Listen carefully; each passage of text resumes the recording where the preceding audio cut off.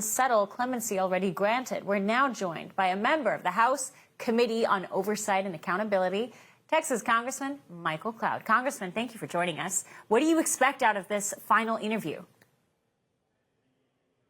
Well, it'll be interesting for sure to get the inside look at what was going on in the White House, because the big question for Americans for months on end was who's really running the show over there, so to speak, and especially when it comes to the chief of staff, because we, in a sense, have a smoking gun of an email that came from his account saying that he approved the Biden pardons or the use of the Autopen for them. But even that email wasn't even sent by him. It was sent by his assistant. And so, you know, what else is there to tell of the story? These are the things that we'll be finding out. And all this eventually will lead to some hearings. And we've got to crack down on this, because really the big question, of course, is were those clemencies legal? Were some of the preemptive pardons even legal? And that'll have a big effect as we go forward and continue some investigations. Does it go beyond pardons and clemency? I mean, there were other acts exercised by Joe Biden that the public have questioned. What about his executive orders or anything else that he may have signed with Autopen? Are those in question in these proceedings? Sure. You know, everything that he was doing that was done by Autopen, the question is who was really running the show? Were they executing on the president's authority or not? You know, nobody elected the assistant to a chief of staff to do any sort of thing or to prove any sort of thing. Certainly without it, you know, it was notable that the email didn't say the president authorizes the use of. It said I authorize the use of.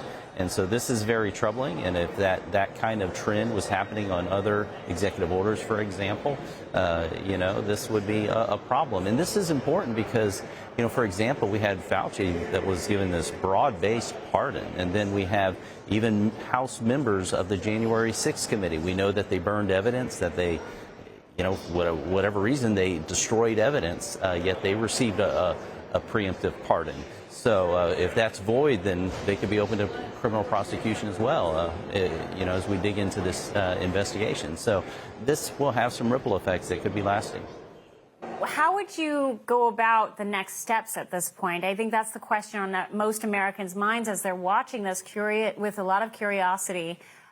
Clearly, things were afoot, but what actually happens in all reality? You have Democrats who are going to probably resist all Republican efforts to annul any of these pardons.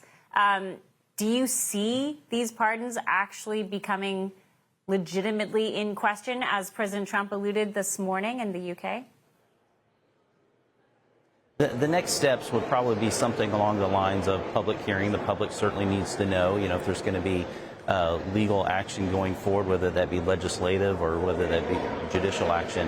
You know, the public needs to be in the loop of what's going on. This is a nation of by and for the people, and it's important for the people to be aware. And so as we'll transition into public hearings, the American people will see the evidence come out. It'll be presented, and that evidence can then be used to form legislation or in court cases going forward that could end up revoking these sort of things. So we're kind of in uncharted territory at this point. Not only were the pardons, so many of them were just broad-based, you know, covering years of unspecified potential maybe crimes, for example. You know, so this is really uncharted territory, but it's something that needs to be right. This is all part of restoring the rule of law. You know, cracking down on crime is part of it, but taking care of these things is just as important. Very interesting indeed. We're watching with bated breath. Congressman, thank you very much for taking out the time.